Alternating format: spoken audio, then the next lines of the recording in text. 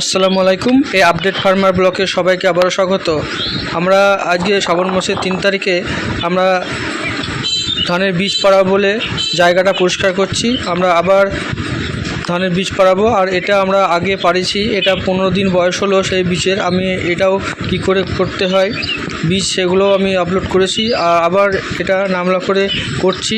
কানলা মিনিকেট আমরা পাট কেটে পুঁতবো বলে, আর আপনারাও এইভাবে বীজ পাড়াবেন। আর আপনাদের ধানটা দেখাই, এই দেখুন, এটা হচ্ছে অরিজিনাল কানলা মিনিকেট।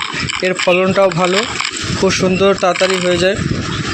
আর আপনারা এরকম করে ধানটা ভিজিয়ে এক রাত ভিজিয়ে সকালে তারপরে ছিটিয়ে দেবে, তাহলে ধানের বীজটা খুব সুন্দর তাড়াতাড়ি বাড়বে আর ভালো হবে।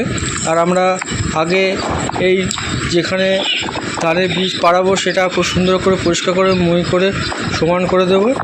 তারপরে আমরা তলায় পটাশ টিএপি আমরা ছড়িয়ে দিতে পারি, আর কিছু না দিলেও হবে। বীজ পাড়ানোর পর এরকম করে সার দেবেন, তাহলেই হবে। আসসালামু আলাইকুম।